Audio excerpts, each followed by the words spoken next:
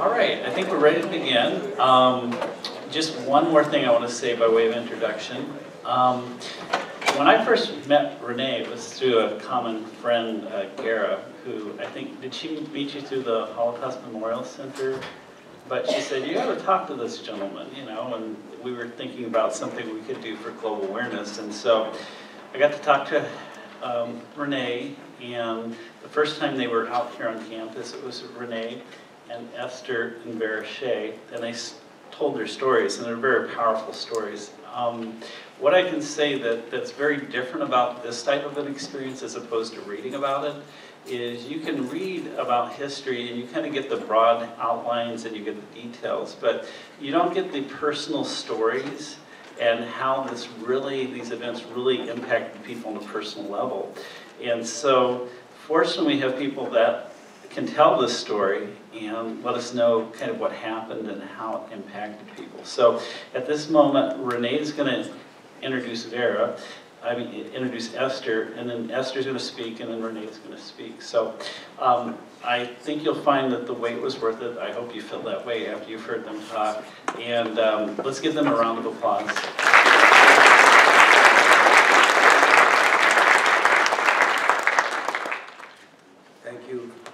Thank you, Craig. Thank you for coming. I just want to say two words before Esther Lupian speaks. Esther is from Belarus, so she's going to tell her story, and it's really unusual because I want to put it in context. You know, they had on the east, behind the curtain, the Iron Curtain, there was about 60 years of, or 40, 50 years of silence when we never heard any stories about the Holocaust from behind the Iron Curtain. It's only in the last 20 years that people have been talking about what it meant to be a Jewish person, whether it's in Ukraine or Russia or Belarus. So what you're going to be hearing is quite unusual and quite rare. Thank you. Here's Esther.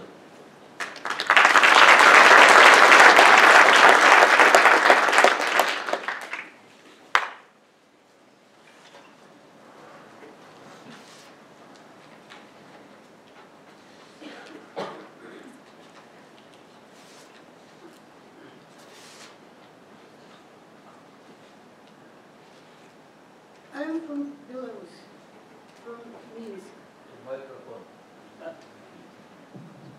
Thank you. I was born in Belarus, in Minsk, and I will show you slides what demonstrate all my life from 5 years old to 7.5 years. I was old when war started. I was very young, 5 years old at this time.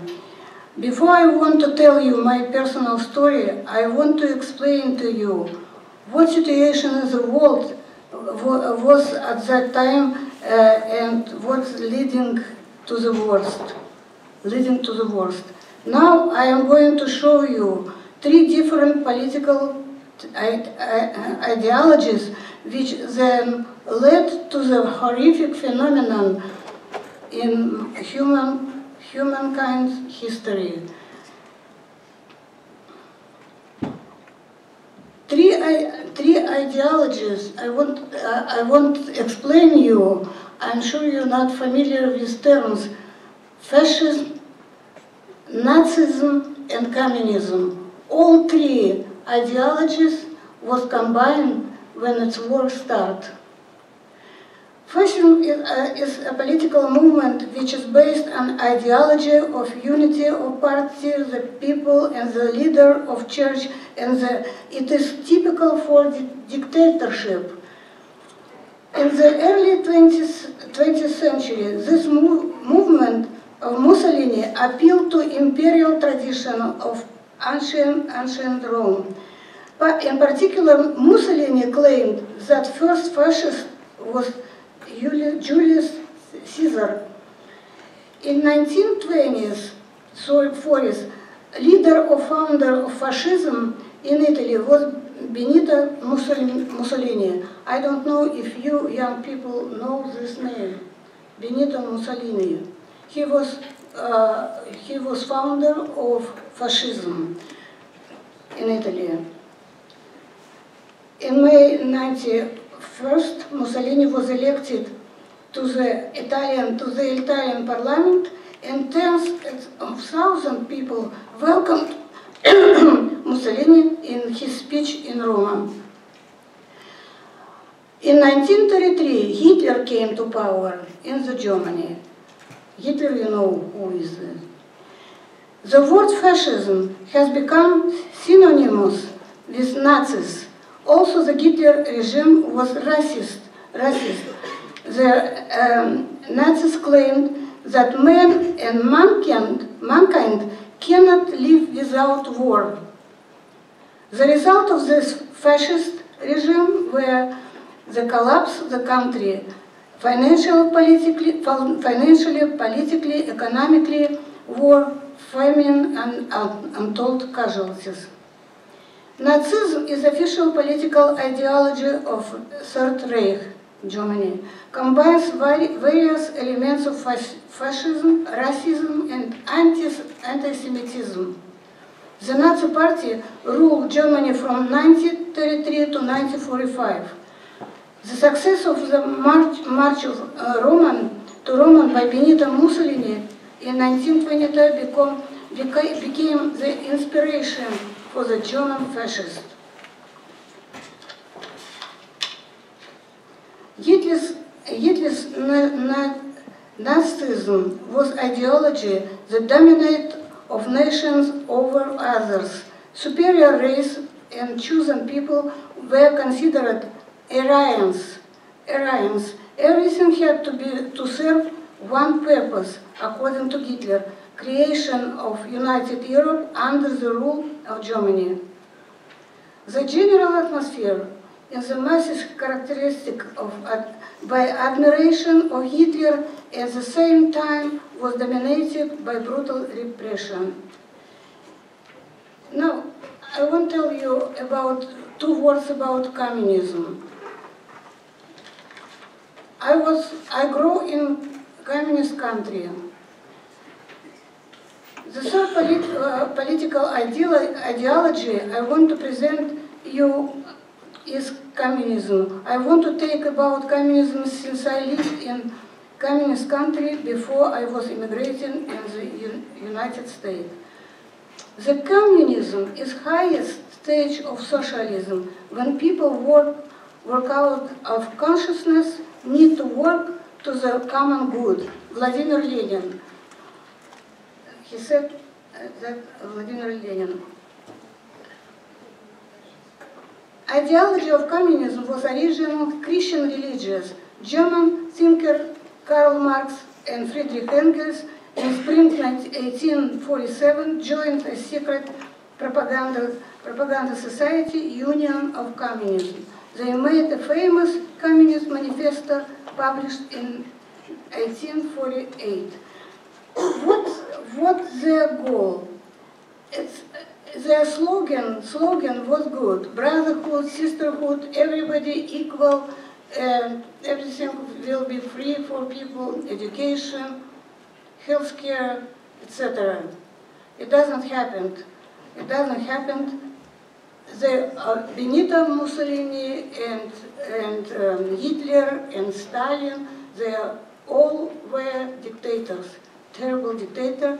I would say, it's my opinion, that they were, Hitler and Stalin were evils, monsters. One was he worked for his own nation, but he hated other nations, other countries, than Hitler. Stalin hated his own population, and he did a lot of horrible things for own country. Now, a little bit. This is very briefly. I told you about fascism, Nazism, and communism, three isms. And what happens with all three of these ideologies? They brought their country to collapse. Their countries suffer from hunger, they lost economical level, they lost many lives in their country. All three ideologies include Stalinism. Why I say about Stalinism regime? Because I am child Holocaust survivor, and at the same time I am victim of Stalinism regime. My father was in Gulag. Anybody hear about Gulag? What is that Gulag? Nobody knows? It's a prison camp. You're right. Before Hitler create concentration camps, Stalin create much before labor camp in Soviet Union.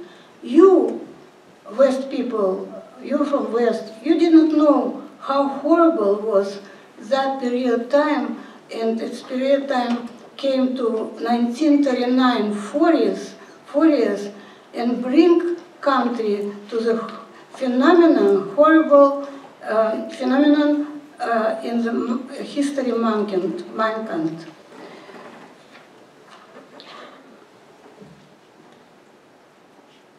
This is Benito Mussolini. He is one day he.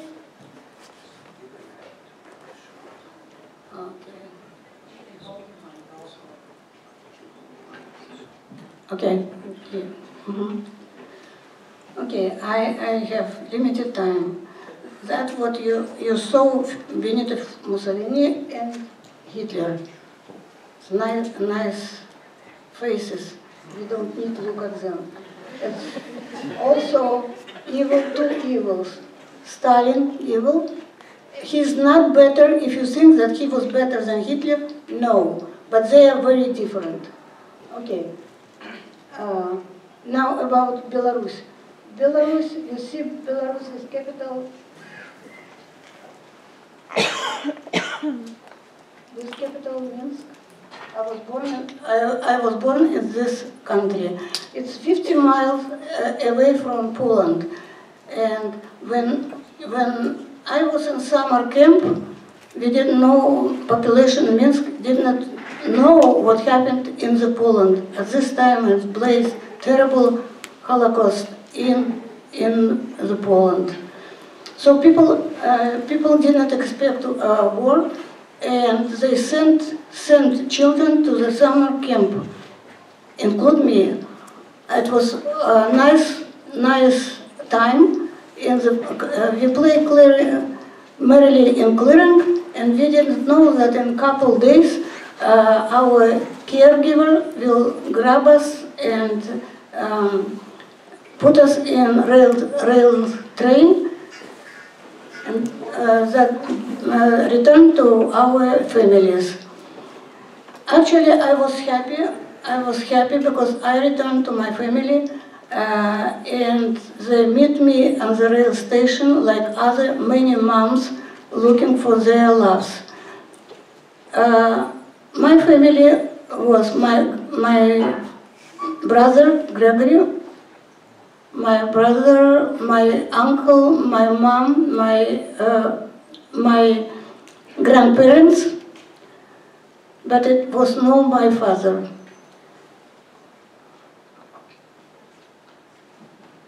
This is Minsk before war. It's typical, like Polish city. It's peaceful, nice city. This is a house where I lived before. This is my family. I want to tell you a couple words. This family, you see my mom, aunt and her sister, and Belarusian people around, neighbors. our neighbors. I have only this picture, and I won't tell you that that family demonstrates me that Belarusians were very nice, kind people to Jewish. It was no anti-Semitism. What I know, maybe adults knew more about that life. But what I know that my family did not suffer, and these people talk Yiddish. Yiddish was our native language, but Stalin forbid use this language. That was before war. Now this is my family. This is my brother, 7 years old. This is aunt, and my mom, and my father. My father was not with us in Holocaust. He was arrested by Stalin, and he was sent in Gulag, very far north, close to polar cycle, and he became a miner. Even he was student of Polytechnical Institute on 4th grade. He avoided Holocaust on one hand, but he has big trouble in the Gulag. That is my family. This is my father's. He has 3 brothers and sisters.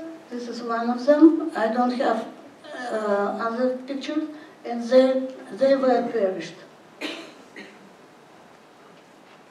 This is my grandparents. 2 words about grandparents. Grandparents lived in Georgia. Georgia, not in, like in America, in Soviet Union, nice country. They fled from KGB. They were afraid that they will send them also in Gulag. So they fled to Georgia, they hid. Even they were very poor people. They came to Minsk a month before invasion, and they were perished also. I don't remember them, how it happened, but I remember that mom told that police burst in house and command all representatives from family must go to the plaza, and they go first, and they never return. That we lost. First we lost these people. This is my uncle, and why emphasize and show them? He was 20 years old. He was 20 years old in Holocaust. He was baby, and he became a member of underground organization. I want to tell you that Minsk ghetto was famous by his long time existing. He was existing totally 28 months, totally. I was in Minsk ghetto from 5 years old to 7 years old, and I didn't fled in forest like other people. I could not do that because I clung to my mom, and she did not watch anymore over her son.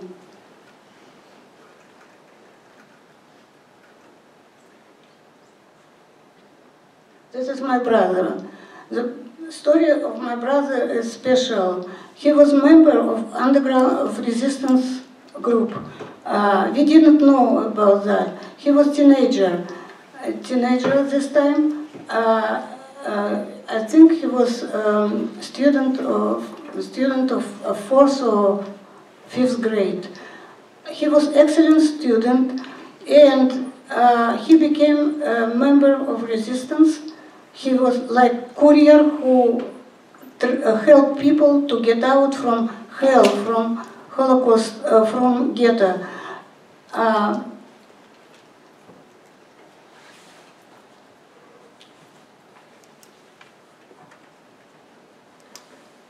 This is panorama of Minsk after bombing. That Minsk was destroyed much more than other cities in Belarus.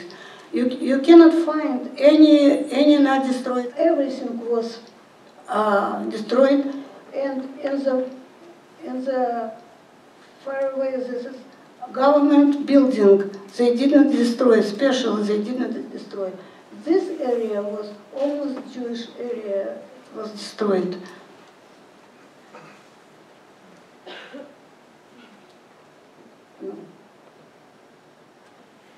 Now, I want to show you how Germans walking in Minsk. And it was parade, and the first days when they invade Minsk. You see on the top, that was symbol of Belarus, and the next day they changed the symbol on swastika. Horrible, horrible, and I did not know at this time what happened in the Minsk. When my mom see me from summer camp, Minsk was under power, German powers.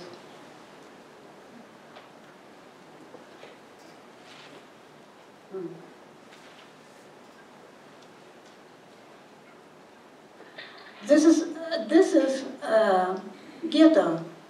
That's what happened when German in months later established ghetto. They erected that you see tower. Oh. Why so fast? You see the tower with warning. Nobody can get out from barbed wire, beyond barbed wire. We will kill, and at least immediately, if anybody will try to get out. So at my 5 years, I turned out in this ghetto. Ghetto was very allotted several streets. 100,000 people were forced to live in the ghetto. Several families occupied small destroyed house. It was some houses has not roof, has not windows. Some houses without floor. It was terrible condition for life. Our house, we were lucky because our house had, maybe I made a mistake, I don't remember, but it was roof and doors. We have a table and four chairs. And in this small house lived 4 families. And one day police burst in the house and killed my grandparents. So my brother he understands what happened, and everybody understands that everybody will killed. It's matter of time. But people supposed to survive somehow. It was no food, no source of food, water. It was cold, and people didn't have any warm clothes. And start epidemic. And I remember I was with my mom in a small house, which was like a hospital. It was 3 iron beds, and to our happiness, it were some doctors, good doctors, who take care of people who was sick by typhus. And months later, we returned to our house. This is column. Now, Germans need service for themselves. They need laborers. Who can service for them? Only skilled people. skilled people like shoemaker, like dressmaker, barbers, other skills people. So my Isaac uncle and my brother, he immediately started working in mechanical shop, and my mother started working in rail station like janitorials, like cleaners. So this is an example of Colin goes to working place with children. So that's why my mom never could watch over her son, Gregory. And Gregory was very, very effective, that guy. In the book Means Ghetto, Gersh Muller described it also in Memories of Partisan. I read a piece that we cannot forget 13 years boy. He was very clever and brave. We named him Daredevil because he was very, very smart, and he performed very dangerous duties. When he returned from one task, traitor grabbed him when he crawled under barbed wire and handed to Gestapo. You know what is Gestapo?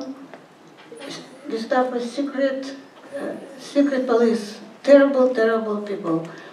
And Gestapo tortured him, severely tortured him. That's what I read in Memories. And he did not betray anyone name. So he died like small hero. But his name is unknown. Only one author remind his name, and my Uncle Isaac. Uncle Isaac make weapons from fragment of weapons which returned from front. A lot of weapons came from broken weapons. So in mechanical shop, they use that possibility. They collect fragments of weapons and hide it.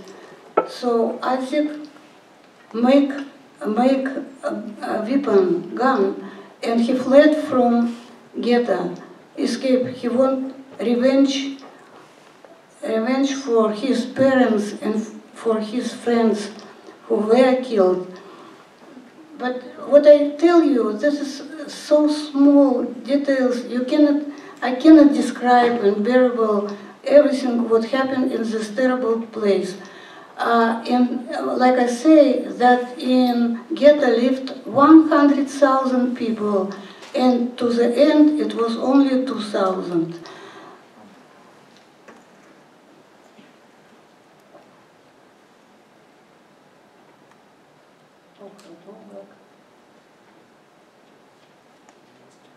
You see, when we return from working place, we see this that extermination for that people who work for partisan against Germans. This is special show for a public show that what people can expect from being a partisan. On this place, on this plaque, it says, he or she work for partisan, that will be you, next you. That's what we see many times when we return from working place. Like I say, I clung to my mom. I was 5-6 years old. I feel protective with my mom, but we lost my grandparents. I lost, and my brother, and also my uncle. You see this girl? She is 17 years old. She worked before war. She worked in East Plant in the Minsk. And she has friends, Belarusian friends, and they work like partisans. And traitor,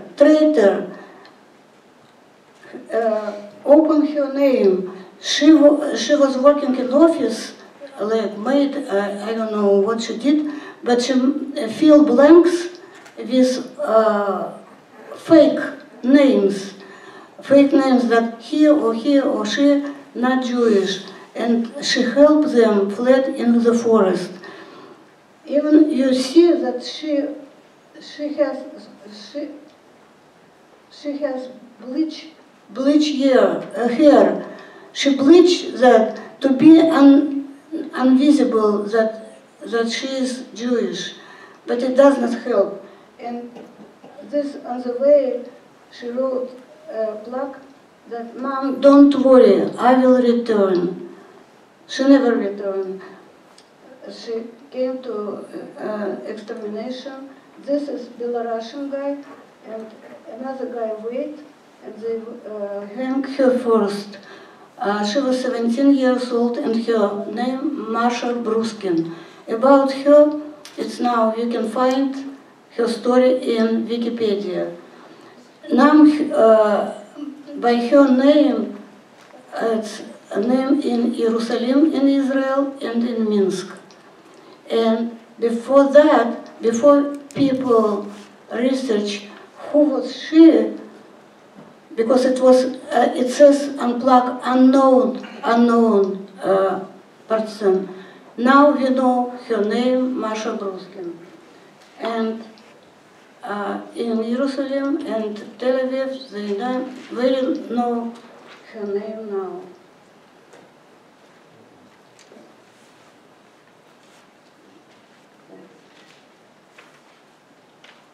This is Gestapo, just example how hard these people, how brutal. They did not know mercilessness. They like a man, but man without heart. This is another story. How many? Well, I think because we got a late start, we have the thing with. Yeah. I want Rene to have a chance to speak. One of the things we could do is Rene's scheduled to speak for the second session. So I want only we have that time. one minute, Okay. 2 minutes. This is death camp. Entrance to this camp forbidden. They kill here 45,000 of Jews deported from Germany. The best, wonderful, high culture Jews from Germany. And they kill them in gas van. You know what is gas van? That van, trucks, or like buses, equipped with pipes. When driver start and bus was filled with people, he opened pipe and CO gas oxide, carbonate oxide goes inside. In 20 minutes, all people dead. So I want to emphasize, 45,000, they kill wonderful people, innocent. And German Jews were exterminated even earlier than Belarusian people. So they include in this big amount 100,000 people. Now, this monument, German people built this wonderful monument in honor of these people. This is parade, 70 years of victory in Belarus. And this is, I came to visit one time in 2007, Minsk. It was reconstructed, rebuilt, nice city. And that's what I want to show you. This is, after talk in museum with young people from Germany, they they reflect their feeling that because of their grandparents, descendants, were so bad to us, to Jewish people, so they came and talk about that, and they feel guilty, and they try to reconciliation with that in special group. This guy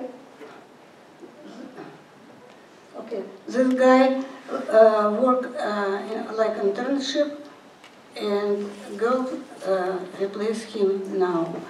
Okay, thank you. I finished because I don't have time.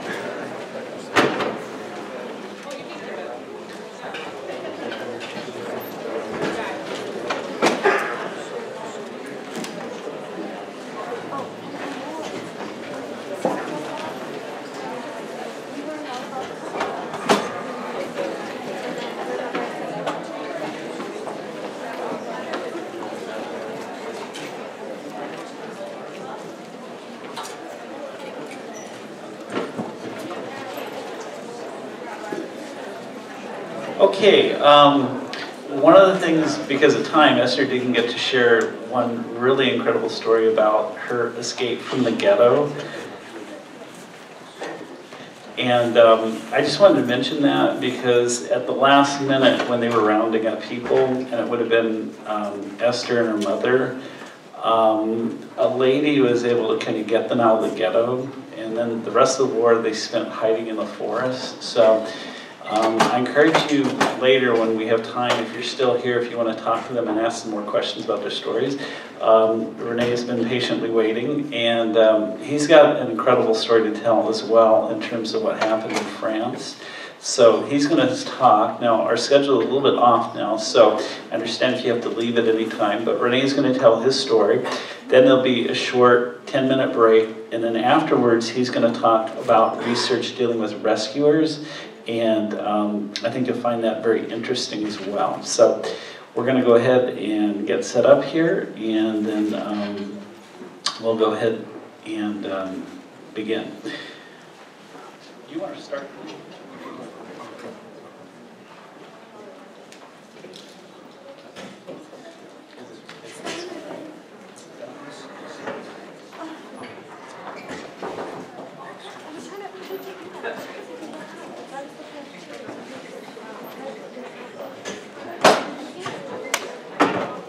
Thank you. We'll have a question and answer session afterwards. I think maybe right after the break or before the break, and then we'll have a chance to go into some more details and ask Esther some more questions, some more details. So I'm going to tell my story with kind of an interesting title. I was going to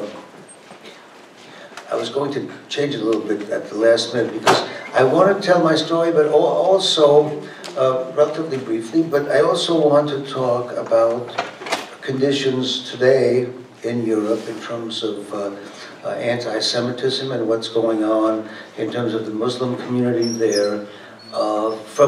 Based on my recent experience, I just came back from Europe. My organization of survivors had a conference in Berlin. We had a 2-week conference. This was a couple of months ago in Berlin.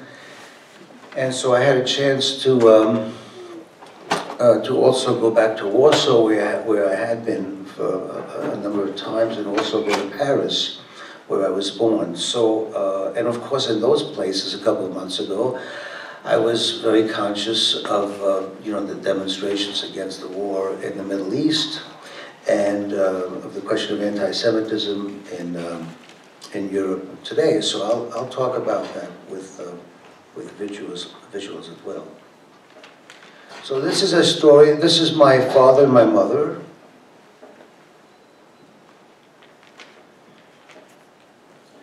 And my family was from Poland originally, so this is an early photograph. They were both from the area of Lublin, which is a very large community in the south. They came in the mid-1930s. They came to Paris, both of them, one after the other.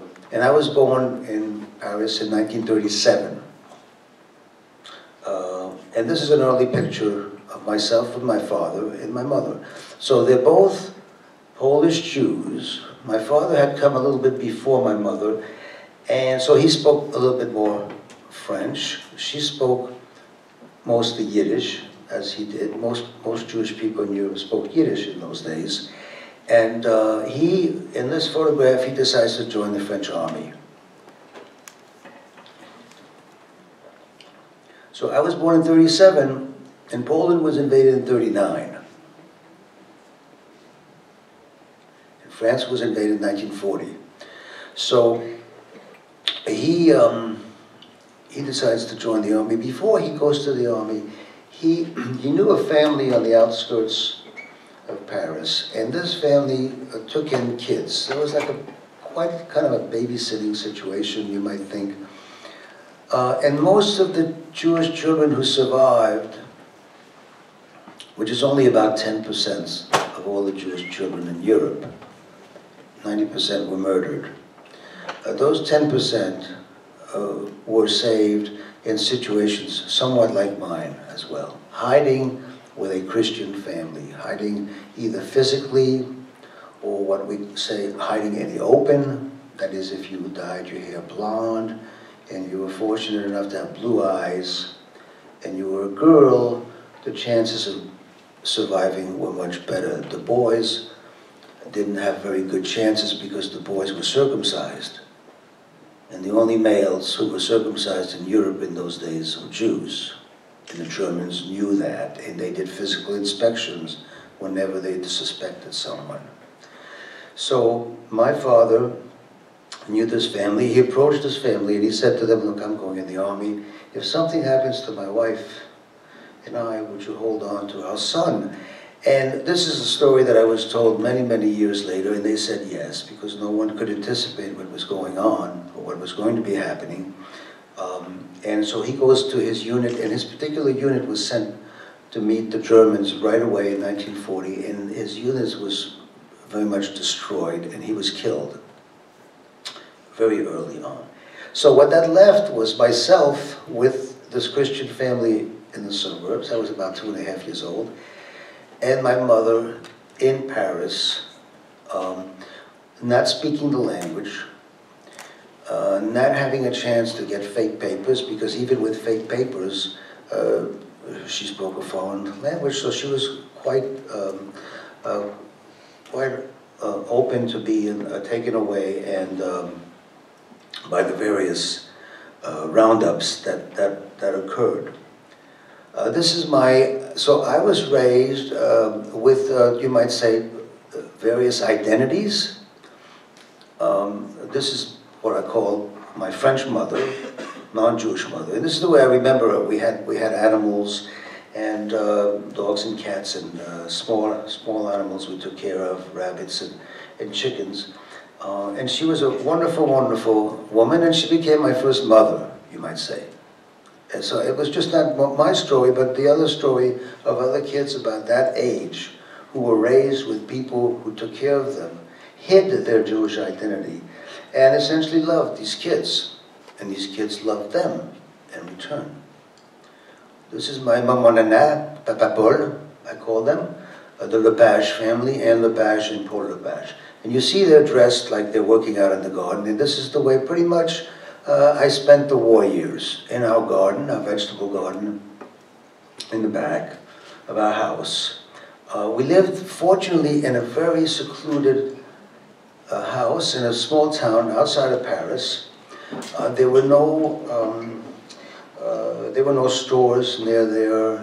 There were no pedestrians, no bicycles. Very isolated, very safe, right? There were no potential stool pigeons or people to raise issues or to question who is this kid in the backyard. Although there was one incident that occurred, she told me sometime later, where she went shopping in town, and she was in the store, and the man was waiting on her.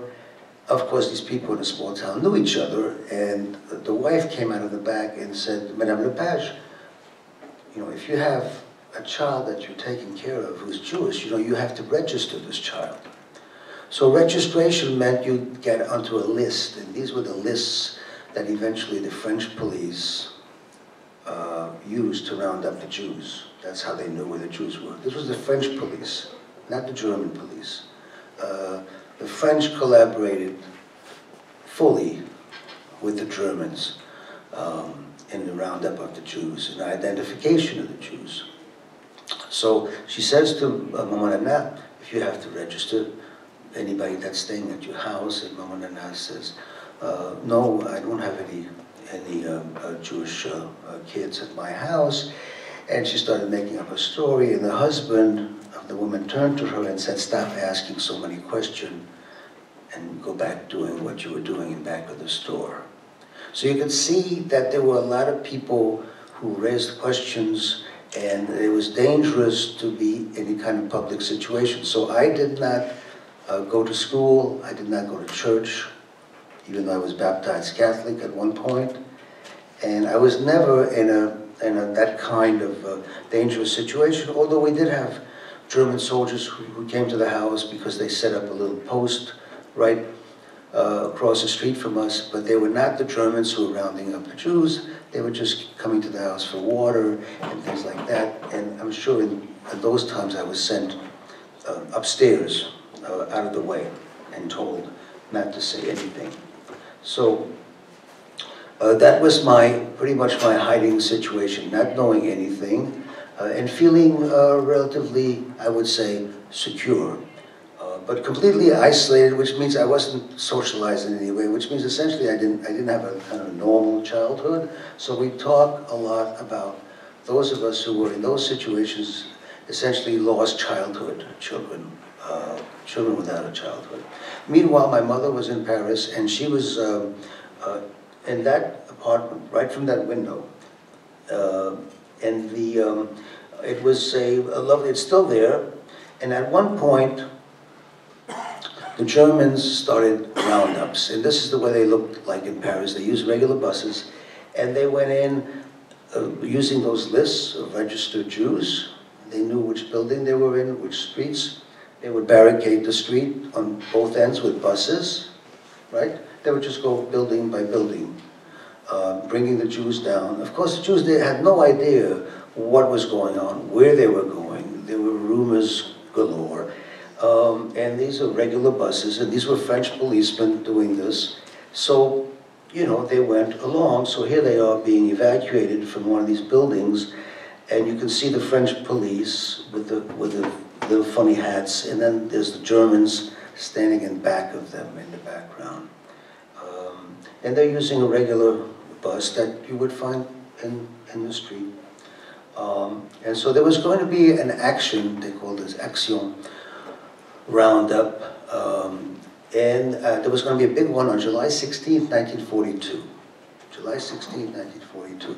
And it was going to be so big that the general community knew about it, and my mother's neighbor came to her and said, Madame Hélène, we know the Germans are coming for you in the next few days, and we have a hiding place upstairs, and you must come with us. So you remember the big buildings. And my mother went up there, I was told this much later, and spent the remainder of the war in hiding in that particular building with the help of our neighbors, which meant that I never saw my mother, and I never saw her very much before that either, because it was very dangerous to travel. But once she went into hiding, I never saw her, and we assumed, so essentially I never knew her, and my French family assumed that my mother was dead, and that's when I was baptized, and they were ready to adopt me. So I'll just say a word about these children whose parents never came back, because of course parents often gave their children away for protection, and they were killed, they were murdered. And these children were raised by these families as their own kids. So we have a situation today, they're called deathbed confessions, by family members, especially in Poland, who are telling their children that, you know, we have to tell you the truth now, you're really not our child.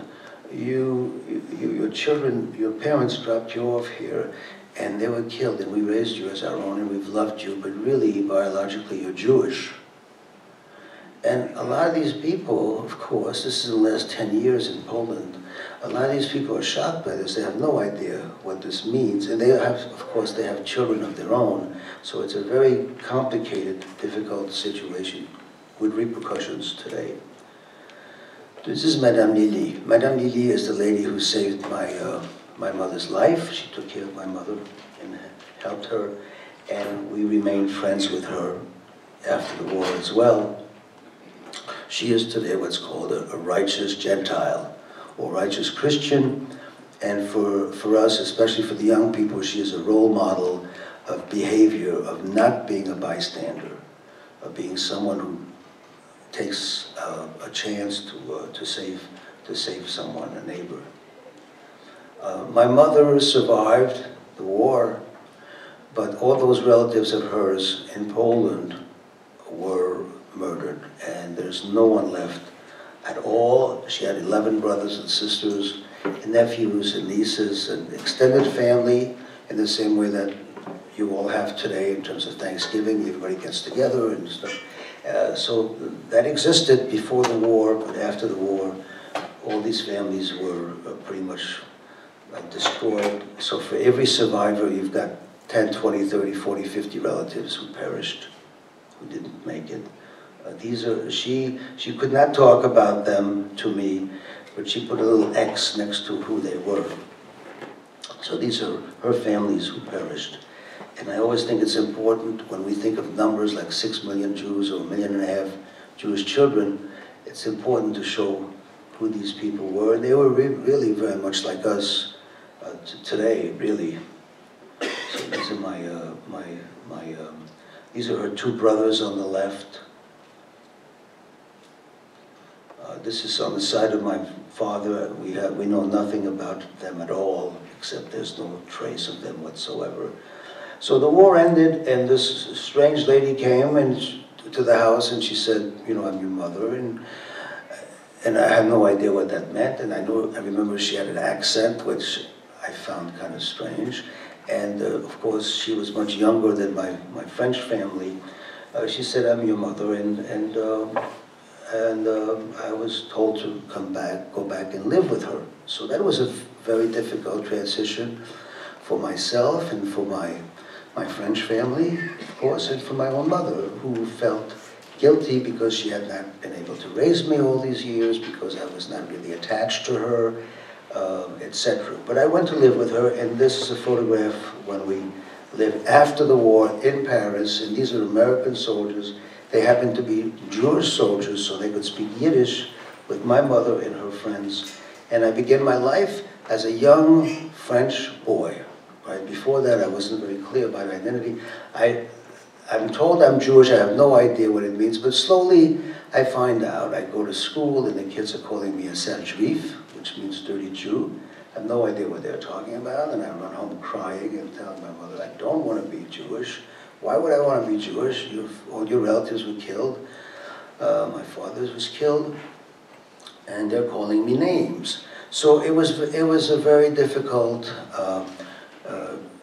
adaptation, and for all those kids like myself who had this double identity in different countries, Holland, Hungary, they occurred in all these countries. But I continued to have a relationship with my French family. So I'm in France, I'm going to school, but during vacation, I go visit my French family. And it was about that time my mother goes to the United States. I'm about 12 and a half years old at that time. I'm with my French family, and we get a letter. My mother has come to the United States. She's met a man. She's going to marry him. She's going to come back and get me and take me to the United States. And I remember I was not pleased with that at all. And I started screaming and crying, and my mother reassured me that in the United States everybody's rich, and I would live in a big building, and I'd be so happy, and etc. So I believed her, and she calmed me down, which she knew how to do, and I came to the United States, and I began a new identity in terms of becoming American. And I really liked being American because, especially in a neighborhood where I was in New York City, there were all kinds of nationalities, Irish kids, Italians, Hispanic, Puerto Ricans, etc.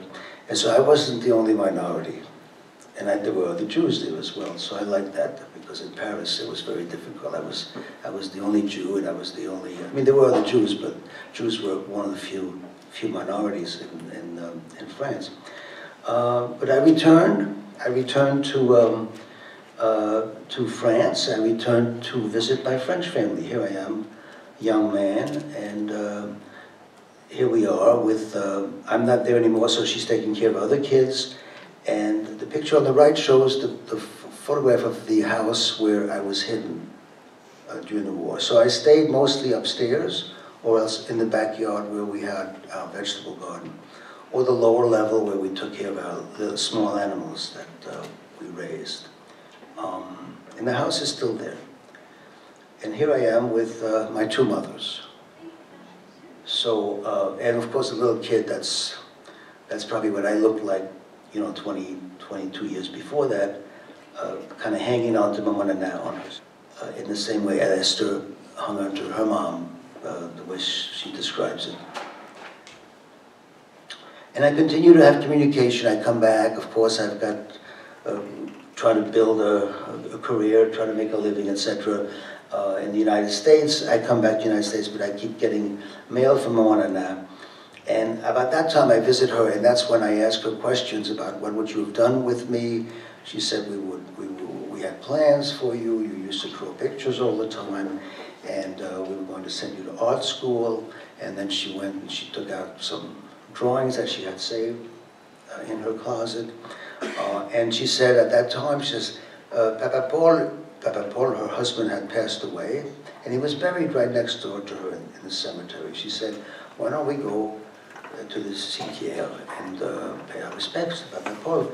So I said, okay, we did. And then we came back, and I came back to the States, and then I stopped receiving any news from her. So I realized that she was now gone.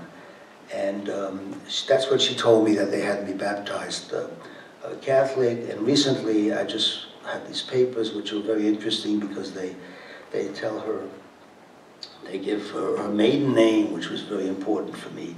I'll talk about that in a second. And I also, a few years later, I go back to the cemetery where they're both buried. And that pretty much, closed my relationship with my French identity, you might say. But it left a deep impression on me to this day about these two ladies in terms of being what we call righteous people and risking their lives to save strangers, and they became role models for me. And I think it's important for younger people especially. So let me just I'll try to make it quick to talk about the after effects today of what's going on in terms of the continued anti-Semitism in Europe, and I'll say a few words about Islam, And I know it's quite a different subject, but it's related in some ways, and it's related in terms of my just being there. So in terms of Europe, we had 1,000 years of Jewish presence in Europe, and Hitler pretty much kind of destroyed it. There was a huge presence before the war, and he was successful in some ways of destroying a lot of Jewish identity. At the same time, you had 1,000 years of Christian anti-Semitism based on being Christ killers and things like that. So, and at the same time, in terms of trying to understand Muslim presence, Arab Muslim in Europe, you had colonialism where a lot of countries conquered different continents, and of course, these people had those nationalities. So for example, as a kid, right after the war, I remember distinctly living in neighborhoods where there were Arabs, and it was not a big thing to us because they were from Tunisia or Morocco, Algeria, and of course they were French citizens because it was a French colony, and some of these people had even been in my father's unit in the French Foreign Legion when he went to meet the Germans. So colonialism is important, I think, in terms of understanding. These are very brief maps of showing how Jews had to move from country to country in Europe. These are we call them Ashkenazi Jews. They're not in the Middle East. They're all over Europe. And eventually they wound up they became accepted in Poland. The Polish monarchy invited the Jews, 1,000 years ago. Jews have been in Poland for 800 years to 1,000 years, recorded history. So there was a large community of Jews in Poland before the war, and there still are today, to some degree, small amounts. That black area is called the Pale of Settlements. The Pale of Settlements is very important because that's where all the Jews were concentrated by the Tsar at one point. And they couldn't leave that particular area. They couldn't travel so easily. And that area is between Poland, Eastern Poland, and parts of Russia, and Lithuania, and other areas. So that area, when the Germans invaded, were going east, and they were in the process of wiping out the Jews, that became crucial because every little town they came to was full of Jewish people, and we don't know that much to this day about this history, which is pretty terrible. So in France, the roundups began by the French police. This is a photograph, and you see they're wearing the star by now. Little by little, the noose around the neck got tightened, 39, 40, etc. You see this, kind of middle-class family wearing the Star of David, being rounded up. And then the humiliation process was very important for the Germans to try to humiliate the Jews by cutting off their beard if they were observant Jews, religious in some ways. And then you had the mass killings, especially in the East with graves, mass shootings in pits. Father Desbois is a known that you should know. Father Patrick Desbois, you can go on YouTube and hear him talk. He is presently in Ukraine digging up these mass graves because he feels that it's important that every person have a decent burial. So he's a Jesuit priest, and he belongs to a committee that reports directly to the Vatican. He's a very important figure, Father Desbois. So these were the killings. He calls this killings by, this is his contribution, he says killing by bullets, not by gas chambers, but by kind of a one-on-one, and then throwing them into pits. And then they improved the process to be more efficient by having gas chambers and death camps. So the camps came about, and this is Auschwitz. This is the notorious platform on Auschwitz where the selection process took place between those who would live and those who would die in the gas chambers right away. And of course, this is what the American GIs discovered when they came into their first death camps and were completely shocked. And fortunately, General Eisenhower said, we have to record this because there are going to be a lot of deniers in the future. And so there are films that you can see of this discovery. These are British troops trying to deal with these bodies and the diseases in those camps that they discovered. At the same time, I'm going through some processes myself, and I'm trying to find some roots. So many of us at a certain age start looking for our roots and I go to Poland and I'm looking for who these family members were, etc. This is in Warsaw at the Jewish Historical Institute. And I do find documents and with some help from various people about my mother and my father. So this whole question of identity and where we come from is very important to those of us who lost so many people. I go back to the little town in when my family was from Lubatov. I go with my daughter, my youngest child, at one point a number of years ago. This is what's left of the cemetery. Of course, a lot of my relatives were killed in the camps, but they were also shot, a lot of them, usually in the cemetery. The Germans would shoot them in the Jewish cemetery, and these are plaques that survived, and it's pretty. It's taken care of to some degree in that particular town, fortunately. And I discovered details about my father. He was on this bridge. I've been told the records show that his unit was on this particular bridge in Soissons, which is a town where the Germans and the French met and had this big fight, which was lasted three days, and it was a few weeks before they were in Paris. They were in Paris right away after this. This is my baptism certificate in terms of trying to search for who these French people were who helped me, because they have one person that's there's a nephew that's still alive. Let me say something about the Muslim presence, because I'm talking about Jewish identity, Jewish presence in Europe, and today there's there's the whole issue of Islam and anti-Semitism, etc. And I thought I would just touch on it because it's something that I'm sure some of you have thought about. Some of the imagery that we've had from the media here has been very, very, very difficult, very disturbing. And for me, I accept these images. I accept the fact that these individuals feel the way you do. But I think there's a real danger about stereotyping a whole religion. So I'll talk about that as well. Islam is spreading in Europe, of course, because these people very often were members of the Commonwealth, the British Commonwealth, or the Dutch colonies, or the French colonies, etc.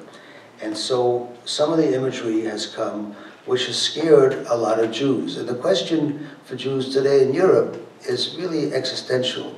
It's about our survival in Europe and Jewish continuity in Europe. Will there be Jewish continuity in Europe or not? Will Jews stay in Europe, or will they become very scared, which they are today, and flee to either Israel or Canada, Australia, the United States, or just get out because they're scared? So this is, I don't know whether this is Paris or Washington Square in New York or just London, but it's so because of the state of Israel, there's a lot of equation of the state of Israel with Nazism, which is really difficult for many of us to accept. But that's what those are some of the sentiments that are out there. And of course, you heard that there were 5 Jews that were just killed in a synagogue in Jerusalem. So this was actually, I think, probably a couple of years ago, but you could see even back then some of the sentiments on the extreme wing of what they call radical Islam. So, and you notice it's all written in English, which makes it easy for those of us here to understand. This is a large demonstration, anti-war demonstration in, it's either Germany or France, I'm not sure, but it's in French. Yes, it's French, New Deal. So, you can see how large, this was only a year or two ago, maybe, so you can see how large this demonstration. So since there's been some kind of treaty now, some calm in the Gaza area, a lot of these have just dropped completely. So you don't hear too much about things going on in Europe to some degree. But this is some of the things that have scared people. And then, of course, we have the opposing camp. Why is Hamas using young people? And so different perspectives. But of course, and then we have the lone individual with, and you can see that little sign: German protesters gas the Jews. Well, yeah, some did say that, but that's not. But of course, the media always loves these big headlines, and no place for Muslims, culture in Western Europe. Well, that's the extreme right wing. So let me just talk about my own personal experiences. I was in Berlin for maybe just a couple of weeks, and I visited the memorial. And on the right, I included the Pope's representative at the time. That may be the Pope himself, actually, when he visited Berlin. And essentially, the Church, Catholic Church, made an agreement with Hitler, saying, you know, you leave our church alone, and we won't criticize you. And they made a conscious decision. They had to choose between which was worse for the church. Was it Nazism or communism? And they thought that communism would be worse for the Catholic Church, so they said, we'll be quiet about Nazism, and they were. At the same time, we're talking today about the third generation of Germans, the third generation, like those two young people that Esther just showed you, Richard and Andrea, and these are young people that have very genuine questions about their grandparents, for example, but at the same time feel very responsible and somewhat guilty for what happened in their names. And so it's a different generation. And they really do fight anti-Semitism and other forms of intolerance in Germany today. They teach that, etc. This is the memorial on the bottom to the victims of fascism, and they have a wonderful, underneath it, they have a wonderful museum. This is in Berlin. And this is what the memorial looks like from the air. It's a very moving landscape when you go through it, because it can be very small, so little kids can play on it, and then it can be very deep, where you feel really imprisoned by it. You can see how deep it gets sometimes. You kind of look up, and at the same time, in some of the other areas, they're like little playground pieces. Inside, at one point a few months ago, there's still a great deal of ignorance about Jews. So in this museum, they decided to put a Jew in the box. So it's a little odd, you know, when you think about it. But then at the same time, they had a Jewish individual sitting there whenever they were open, and answering questions and having dialogue with people in this museum. And it turned out to be really impactful for both the people that were going through the museum and the Jewish individual themselves. And the Jews, they chose, you know, for their job, were just normal people. You know, they didn't have a lot of skills or anything, but they just talked to each other, and both sides benefited. And then I traveled to Poland, so I've been back to Poland quite a bit. And for many Jews, of course, Poland is just one very big cemetery, which it is. And many Jews really blame the Poles often more than they blame the Germans, because they feel a personal hurt that their neighbors were the ones who turned them in, that their neighbors were the ones who took over their homes when they left, to this day. And when Poles see a Jew today, they get very scared. They lock their doors because they fear that the Jew is coming back to take back their old house. So you can see how the relationship is really complicated in Poland today. But we do have a group of child survivors in Poland, and it's a great group, and climate has changed quite a bit. But these are the old tenements of around the Warsaw Ghetto, actually. And I'll show you how things have changed. So this was the beginning of a change for me. I met Father Stanislav Oberek, who was a Polish Jesuit priest. I met him many, many years ago. He was a young priest at that time. And we became friends, and he came here to do some studying. And so I arranged for a trip for him to come to Detroit and Windsor and to preach at masses, but also to go and talk to students. So this happens to be a group of young Polish students who are sent here to learn about democracy and to learn about Polish-Jewish relations, etc. And they happen to be together in Washington, D.C., so we put together a little program where he could talk to them about religious anti-Semitism coming from the Catholic Church for the last 1,000 years. And coming from a Jesuit priest was really impactful to these kids, because priests are, of course, very respected in Poland. And of course, he spoke to them in Polish, etc. And he went back to Poland some time ago, and he was kind of considered a radical because of his publishing and the books that he wrote and the articles. And little by little, the Polish church put restrictions on him to the point where he had to leave the church and just go into academia. And that's where he is today. He felt too much pressure to continue. This is a group of these Polish students. Now notice even in this picture, the lady that's just on his left with the black hair, and there she is again. So these are the students from, oh, there I am, back there. They're coming here on this trip.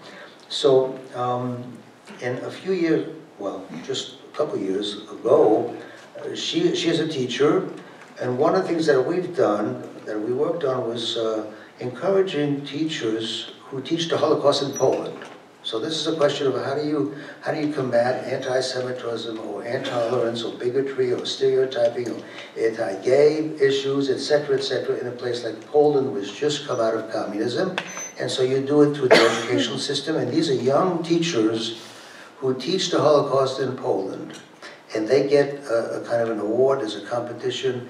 And the lady in the black with holding the frame with the black hair is the same teacher that has been coming with other students, and she's been very involved for many, many years. And I remember when we gave these awards, asking these teachers, well, what kind of feedback do you get from the parents and the administrators for teaching the Holocaust? Do you get any kind of negative feedback, etc.? And they said no, much to my dismay. They said no, that there was a lot of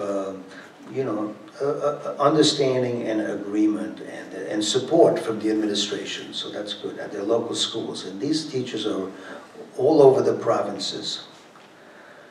I want to talk about Poland today briefly. This is a brand new museum that's been constructed. The opening was just a week ago in Warsaw, and it's very significant in terms of education. It's going to be a tremendous educational tool for the young people. And really, again, this present generation of young people like Andrea and Richard are really the key, because they don't have the prejudices that all of us older folks carry with us. They really have genuine questions about the history of their people, the history of Poland. They want to know what is, they ask their family members, what is the cemetery? Who were these Jews that lived in this town? 50% of the Jews lived in my mother's community, and there's no Jews left. And the young people want to know, who were they? And you cannot, everybody will agree, you cannot talk about Polish history without talking about the Jews in Poland, because their impact was huge in all planes. So this is this new museum. As you can see, very simple on the outside, and they talk about it like a jewelry box.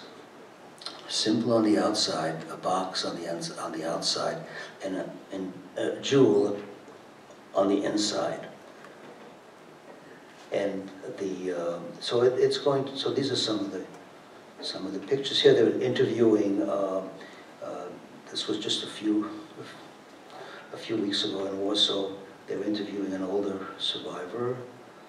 On the right-hand side, he's still living in Poland, so they interview him, and these interviews are extremely important.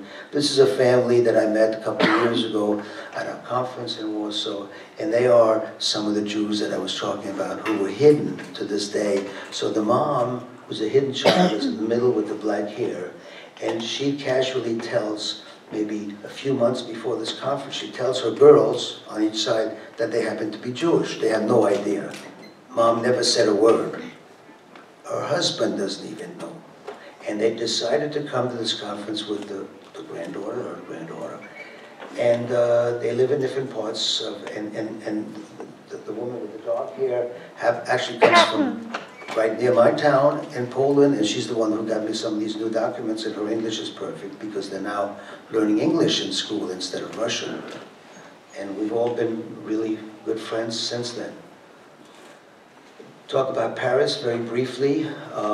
That's where I was born. I go to the Paris Museum, which is pretty much like a fortress. They have a cop on the outside. They have a police car 24/7 because, of course, they're afraid of, anti-Jewish sentiments.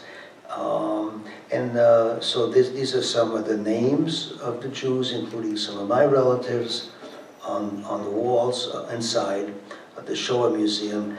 But at the same time, we're going outside, and I'm talking to some friends about anti-Semitism. Particularly, we're talking about Muslim anti-Semitism. We're talking about Arabs who attack synagogues, etc. And they're saying, yes, they're scared. I talked to some of these people. They're concerned. The kids are thinking about leaving because they're worried.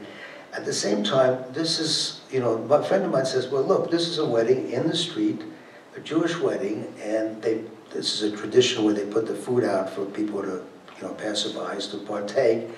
And they're saying, look, so this is a street with all kinds of Judaica, antique stores, and this and that. So in some areas, it's very safe. In another area, it's not.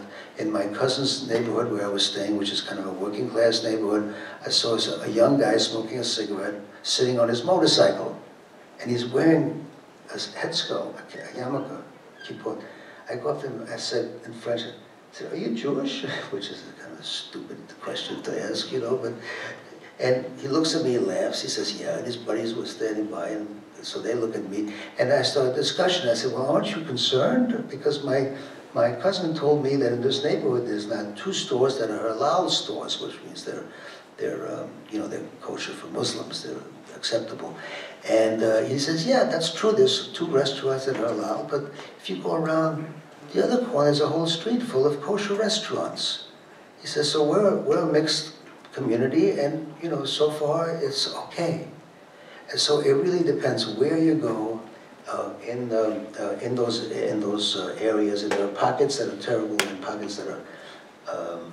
And this is a young man. This is a call for the moderates. We always wonder, where are the moderate Muslims that might say something?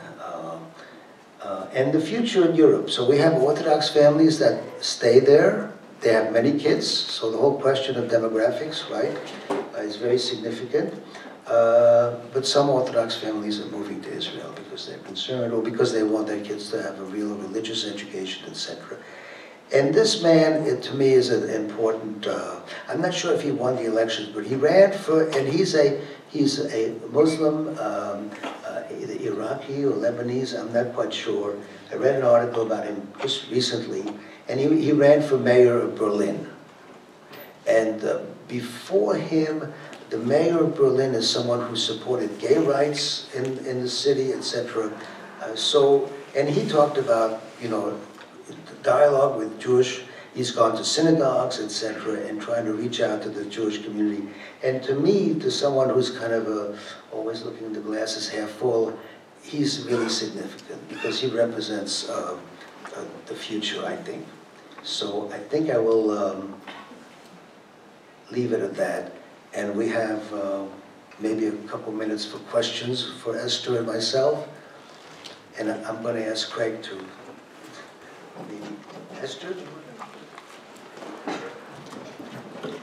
We know you've been here a long time, so we understand. If you need to leave right now, understand that. We're going to take some questions, and then after that, we'll have a 10-minute break, and then we'll be talking about research dealing with rescuers. So I'll go ahead and give the mic to Esther. And if you have any questions for Rene or Esther, we'll just go ahead and take those questions right now. Yes, Doreen. The question is for Rene. Is Rene your given name by your Jewish parents? Yeah, names are interesting. So my friend, my father, you could tell, was a Francophile. He didn't give me a typical Jewish name. He gave me a very French name. Rene means Renaissance. So yes, I always thought that was kind of significant. Yeah. Great as that is. Any other questions or comments that people might have? Yes, sir. Rene, what's your educational background or your PhDs in? It's a PhD in instructional technology from Wayne State University. A long time ago. Question for Esther. Okay, yes, you're like. Esther, how did you happen to come to the United States? Did you have family that were settled here? I came in the United States in 1989, but before, when I get over, I wandered in forest with my mom. 9 months, it's wild forest, 9 months, and it was also very difficult time to survive. Many people died in the forest. So we just were liberated by Red Army. Red Army came and they say, people, you are free. They walk in the forest. And we don't believe. So we not trust. We afraid not again, you know, and try to run away. But they say, you are free. Look at our star, red star. And we understand that this is reality. It was very difficult us to find where to live after that, because everybody lost family and houses and where we have to go. So we look on 4 sides where to go, straight or left. So my mom took me and we found empty house in some village, and we stopped, and I have another shock, but I don't know if it's the time when I was offended. In this house, I saw in backyard very ripe beans, and I want to eat. So I went to this garden, and somebody say, "Hey, Żydówka, this is the worst name for Jewish people. Żydówka, this is police house. You should not eat it." It struck my brain. I ran to my mom with tears. Mama, this is police. Let's go away. I don't want to be any more Jewish. That was my last, terrible feeling of aftermath. But I'm proud that I am Jewish, and this is honest. I stay Jewish forever. This can apply to both of you. I've read a book called Windmills of War, and about the Dutch and their significance during this time. They seem to be pretty good allies of you guys, and took you in and kids in, and it was just a great book. And it's wondering about it. We could touch on the Dutch. Right, so the Dutch or the Netherlands, Holland, you're right, Anne Frank, the book Diary of Anne Frank. So that's That's true, that there were many Dutch in the Dutch resistance who risked their lives and who fought the Germans as Dutch nationals because they just didn't like the Germans. At the same time, there was the other part of the Dutch where they really turned in Jews. And so really the largest proportion of Jews murdered, ratio to the population was in Holland, unfortunately. So it's all, and for me, it explains the way all of these countries worked. There were always an element that was anti-German, anti-fascist, that would, you know, kind of unite with Jews because they were victims. And then there was another element in the same community, in the same country, that were very pro-German, pro-National Socialists, pro-Nazis. Henry Ford was a big supporter of Hitler. He received an award from Hitler. He wrote extreme anti-Semitic articles in his publications in Dearborn. So it was, and then of course he regretted later on what he had done, and he apologized, or his relatives apologized, but we had a big, you know, pro-Nazi element in the United States, and England as well, etc. So it's always a very mixed. Yeah. Can you touch back on the Catholic Church and Hitler? And I kind of didn't understand. Right. So, you know, at some point, the danger in those days, you know, communism began in 1917, and they were very, very anti-religious, anti-Jewish, anti-Catholic, any religion. The church knew that, and at some point they had to make a decision who was going to be the greatest enemy of the church. Was it going to be Nazism or communism? And they said communism would be the greater enemy.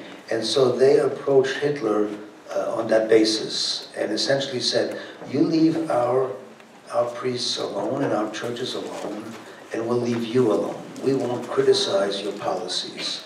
And that was always the policy. And then something that's worse is that the church really, and there's evidence of this, they helped create, or the most right-wing element, conservative element within the Catholic Church, helped create an underground railroad for Nazis who fled after the Second World War. And that's how they got to Argentina and other places in Latin America.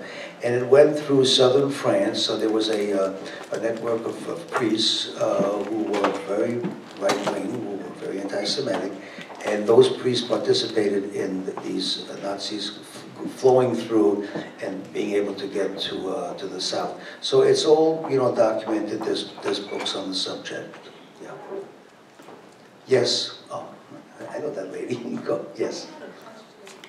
When all this started, was the church, and when I say that I mean any denomination, all of them, Christian, Catholic, how come they didn't try to get more involved to try to stop what Hitler was doing?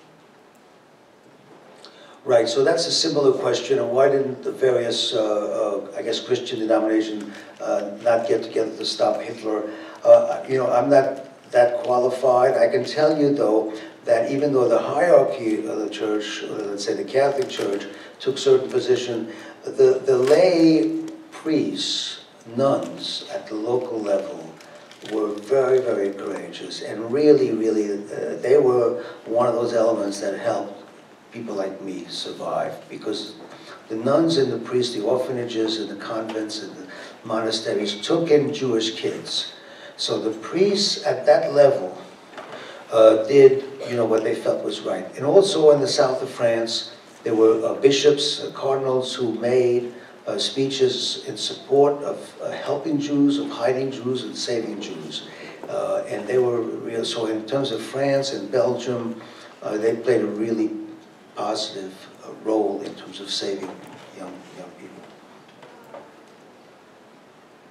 And I'll talk about that a little bit in the next section when we talk about networks and rescuers. We're going to go ahead and take just a 10-minute break, and then if you have any additional questions, we'll go ahead and take those at the outset, and then Rene will talk about the research on rescuers. I think you'll find that very interesting. As far as the rest of the schedule today, let me just say that at 4 o'clock, we're on target with our speaker who's going to talk about ISIS and what's happening in Syria, and I can make that. There's a student reception with refreshments at 6 o'clock in this building, down in the art gallery. So if you want to help support the program we have for international students, that'd be great. And then at 7 o'clock, we're going to have a speaker talk about the resistance in Czechoslovakia, first against the Nazis and then against the Soviet communists. So hope you can make these other programs. I'm glad that you're able to attend this one. And again, we'll start up in about 10 minutes. Okay. Thank you. So what did you do before this all happened? What was life like? I think you meant during the war? Before, well, I was pretty young, so I was, 2.5, and I didn't play. But during my time in hiding, we had, like I said, we had the animals, and I had my own cat. I remember that definitely. We had a dog, and we had other small animals, and periodically, I remember the only holiday was Christmas, and then we had the creche with all of the miniature animals, and so I remember that very well. And I'll tell you a brief story. I had a ring with the Virgin Mary on it, and I used to suck on that ring. I thought about the Mary and Joseph, and I used to suck on that ring. And one time I swallowed it. And I'll never forget that Norman and I spent the next few days in the bathroom looking with a little stick, looking that little stick, looking, and I don't know what we were looking for, but then one day, sure enough, the ring came up, and that was my first biology lesson. It was, I remember that very clearly. Some things you remember as a kid if they impact you. And if they don't impact you, you don't remember hardly anything. So. I'm going to go ahead and let Rene then begin his presentation on rescuers. Really central to people's survival was the fact that people were willing to risk their lives to take the chance to save people. Sometimes it was children, sometimes it was other people.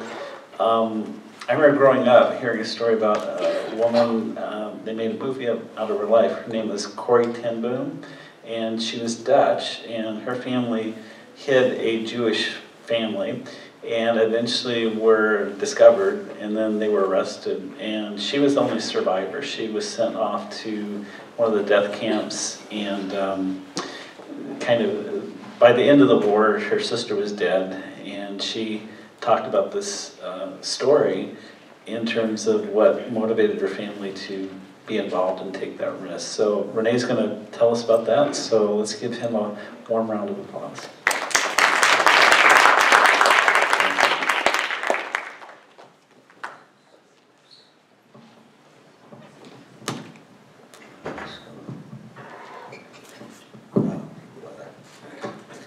So, the rescuers. What I like to do when I talk about the rescuers, and sorry that I don't have more visuals, or hardly any visuals, because it's a relatively new topic, I guess, to some degree. Rescue, resistance, and I'll talk about it to also include the Jews, because I think that's very important.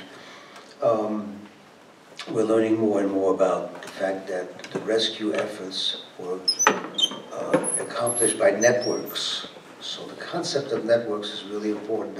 If you were an individual rescuer, now we in the West, we think of macho and individualism, etc., and you can do it all by yourself, and that's not the way in the real world that it happens. So I'll give you some examples of that, these networks working together. Let me say something about the motivation. So motivation, the psychologists a number of years ago started asking this question about what motivated these rescuers. Why would you risk your life to save strangers? And when they interviewed rescuers in various countries, they found out that the reasons that the rescuers gave usually were very, very simple. They said, well, we felt it was the right thing to do, or we were raised as Christians and it was the Christian thing to do, or my parents raised me and told me that you had to help others. And so that was really the simple answer, and I'll talk about that a little more with specific rescues as well. One thing to appreciate is that as soon as the Germans came into certain areas, they passed laws. And the laws were very clear. The German laws, developed by German lawyers, were very clear that if you helped a Jew in any way, whether you gave them some water, whether you gave them some bread, etc., that was against the law and you could be punished. And so, in a lot of the people, of course, if you had a family and you were risking the life of your family, of your own kids at times, by saving Jews or hiding Jews, you could be killed, you could be sent to a death camp, etc. So there was a great deal of fear in those communities. Not only was there a great deal of fear for themselves, but they were also scared if the neighbor was going to save Jews and get caught doing that, because the Germans believed in collective punishment. So if your town became known as a town that's made up of resistance people, right, combined with some resistance people who helped Jews, because very often they were all in the same type of area, your town could be destroyed. Your town could be wiped out as a lesson that you don't challenge German authority. So there was a lot of fear involved, and the people who rescued Jews, that was the other thing that they found out when they did these interviews. The people who rescued the Jews, we would say today, showed critical thinking skills. Even though they heard all these talk and rumors on the radio, etc., about these Jews being so awful and they're all communists and they're all, etc., etc., they questioned that. They questioned authority. They wanted to think for themselves. And the other thing that they found out about these individuals is that they were not they weren't into a closed circle where there was almost like a cult. They weren't in a what do we call that today, bouncing, echo chamber, where they're all hearing the same thing. So for example, today you might think, if you're listening to a Rush Limbaugh 24/7, you're going to have a certain perspective of what's going on, and all you do is know people who listen to the same media, etc., etc. You're going to have the same thing occurs on the other side as well. You have to expose yourself to other views. And the people who were rescuers were the ones who were sometimes outside of these little circles where everybody thought the same thing. They thought for themselves.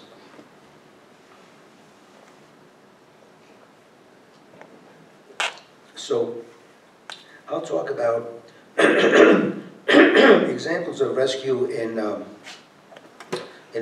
Poland and France, and about Holland as well. Very specific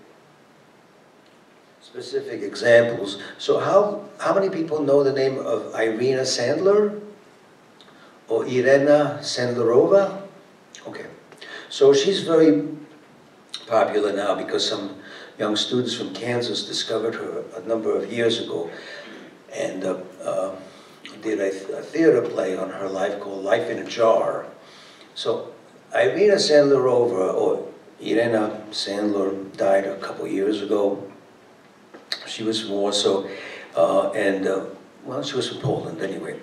And she's known and recognized for saving 2,500 Jewish children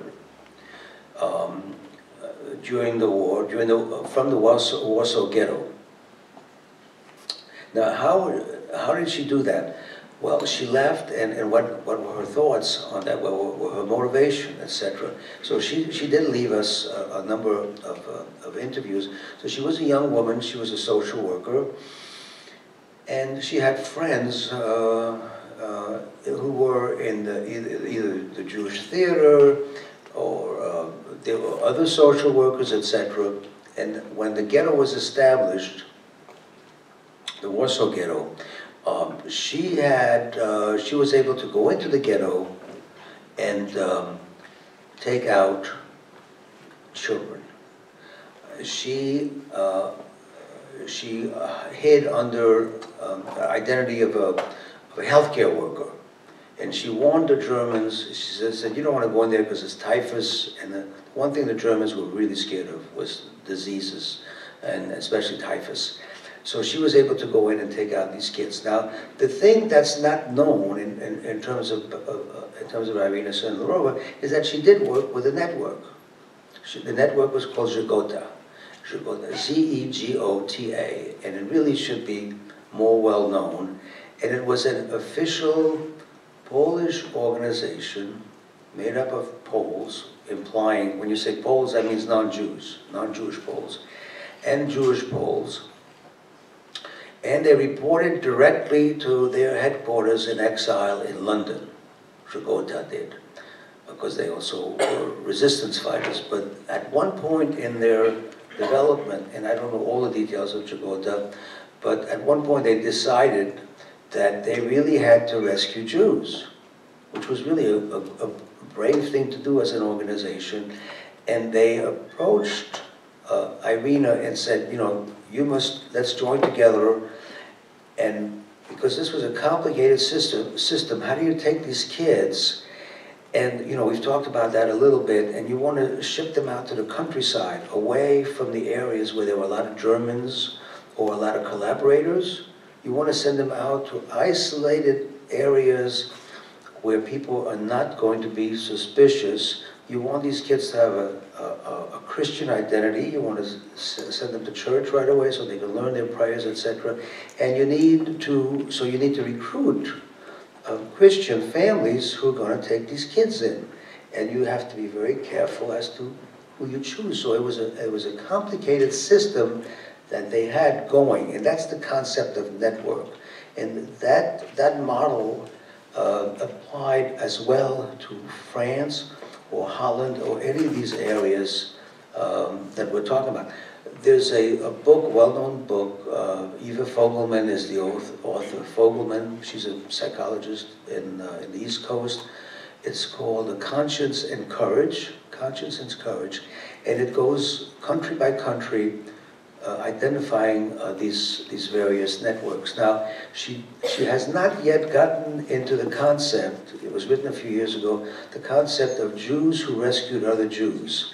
And that's a different category, a brand new category that people are working on right now. And there's a few books, there's one book that's just come out on the subject, and there's another book coming out very shortly. And the idea is that when these networks were established, there were Jews who worked with these Christians together to save these Jewish lives. And until now, we've only recognized the Christians.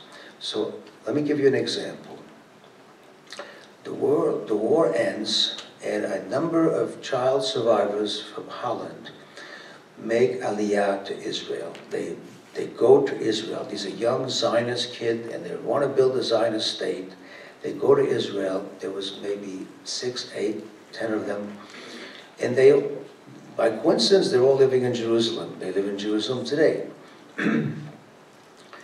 When Yad Vashem is established, Yad Vashem being the Holocaust Museum in Jerusalem, the leading center of scholarship on the Holocaust, when it's established, they go to Yad Vashem and they say, we want to honor our rescuers.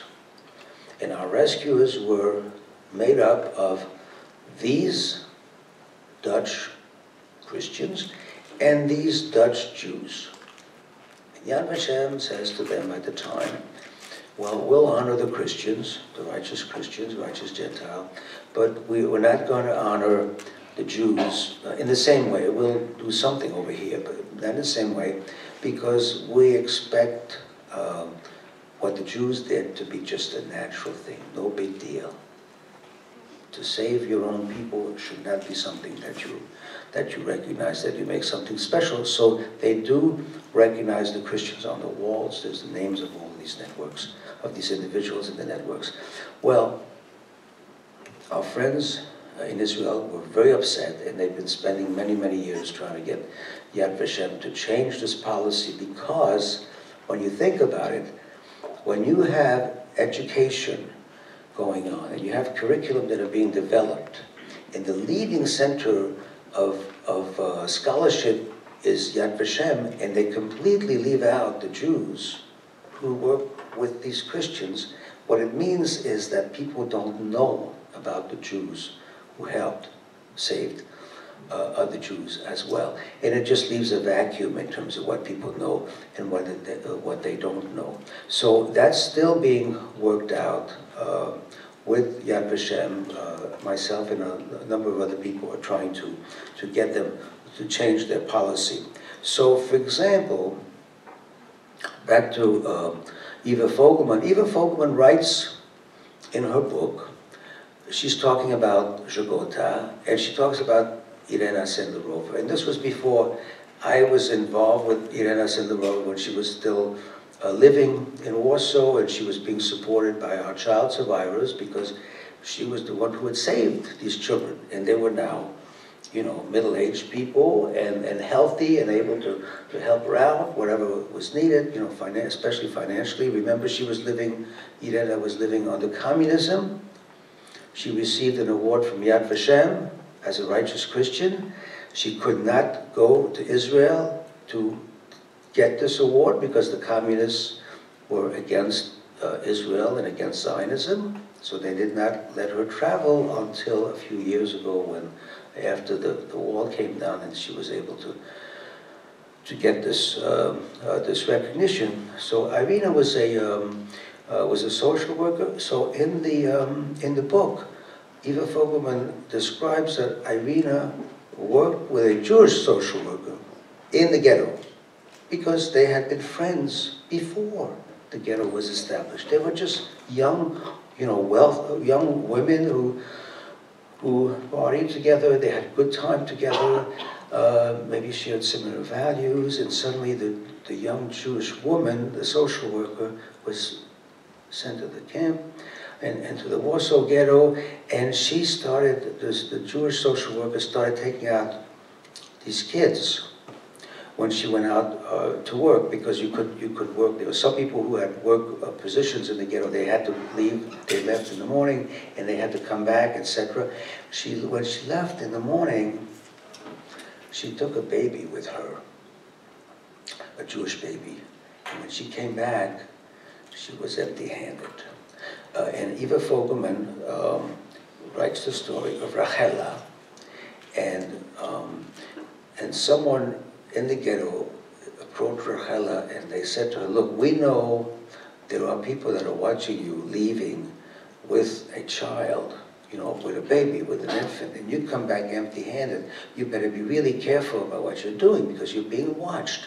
Sure enough, the next day she did the same thing, according to Eva Fogelman, and she went back inside the ghetto, and she was shot by the German police. She was killed. And so that was the story. And so at that time, I remember, because we wanted to recognize people like Rachela, and we wanted to have a last name. So I called her up, Eva Fogelman. I said, "What was Rachela's last name?" She said, "I don't know, let me look at my files." And a couple of days later we talked, and she said, "You know, I couldn't get that it didn't come, I don't have that from my interview with Irina Senderova." So a couple of years later, I'm in Warsaw, and I'm introduced to her, and I say, by that time she's getting elderly, and but her mind was really sharp, and if you go on the internet, and et cetera, you can see pictures, etc. And I said to her, "Do you remember the social workers that you worked with who were inside the Warsaw ghetto?" She said, yes. So I said, of course we had a translator because I don't speak Polish. And I said, and had my little pad, and so I said, what was Rachela's last name? So she grabs my pad and she writes, Rachela Miller. Miller was the last name. And so, you know, now we had some kind of identification about this woman, who this woman was. We have not yet been able to get any more details, but there are academics in Poland who also want to find out, and there probably are files in different areas where that could be, where they could find this information. But it's just one example of how these, you could see just organically how these networks were developed that led to the saving of many, many Jewish children. Unfortunately, we don't have too many names of the individuals who she saved, because she kept the name, the Jewish name, and the Christian name that was given to these kids in little pieces of paper, and they were put into jars. And then the jars were put into different backyards to go to members. And that's why the title was chosen by these students, called Life in a Jar. So that's the one story in terms of rescue in networks. Let me talk, of course there were other, there's some research being done, really interesting research now, on nannies, especially in Poland. Nannies were really interesting. Nannies were very common in Poland and France and other countries, and they took care of the kids. So when the occupations came, the nannies, of course, were very attached to these little kids, right? And nannies were usually Christians, non-Jewish, but they have a very close relationship to the family. And the nannies would say to these Jewish families, look, you need to hide your child because, for example, let me just give you an example of how dangerous these little kids could be, because they would cry. And if you're hiding behind a wall with 20, 30 other Jews, and the Germans are coming through the building, and your infant is crying, sometimes there are situations, it's been documented, where the mother had to suffocate the infant in order to save these other adults in the space, so where they were hiding. So you could see how it was much safer for everyone if you gave your child away, even though for the mothers it was really, really difficult. And Irina Sandlerova talks about how it was so painful for her to go in to the ghetto and take the child, and to hear the grandmother screaming, no, no, no, you're not going to take my granddaughter away, my grandboy, my grandchild away, etc. And how difficult it was for these Jewish parents to give up their children. And she says, I'm not the hero. She says, the parents of these children were really the heroes, to have the courage to give up their child so that the child could live. And the motivation, Irina talks about her motivation. She said that her parents taught her that if you go by some water and there's someone drowning, and you, even if you don't know how to swim, you have a responsibility to jump in the water and to try to save these people. She said, that's the way I was raised, and she said, I try to put that into practice, but believe me, it did not make me popular with people who knew about me, who found out that I saved Jews, and they would say terrible things about, you know, you're the Jew lover, etc. Why did you put us in danger by trying to save Jews? So that was Shagota. Let me talk about Le Chambon. Le Chambon is a Huguenot Protestant community in France, kind of central France, composed of about 5,000 Protestants. And at some point, with the leadership of their pastors, couple by the name of the Trogmays. They made a decision that they were going to save Jews in France. And they were successful in saving between 5,000 and 7,000 Jews, individuals and families. And it's been, again, documented. There's a film called On the Wings of Eagles. And Greg tried to get it here, and there's been some complications. So the film is not here, but I think, I'm sure he'll be trying to get it in the future, because the film is made by one of the children that was saved, Pierre Sauvage. So again, if you do Sauvage, who's the director, or Le Chambon, 2 words, Le Chambon, there's all kinds of information. They had such influence in the town to the point of even the French police. Now remember, the French police were put into a situation, and this applies to police in any of those countries. They did not like the Germans, but maybe they didn't like the Jews. Usually they didn't like the Jews, their local Jews, their Jews, right? But they hated the Germans more. So they might look the other way when it came to that kind of a situation. So it's a question of nationalism versus whatever, allegiance to your own people. So the French police did not act if they went along with the system that was at Le Chambon. So what we're finding out about Le Chambon, many, many years ago, there was a focus on the leadership and the people that were saved and that kind of thing. So recently, Patrick Henry, his name is, he's just put out a book.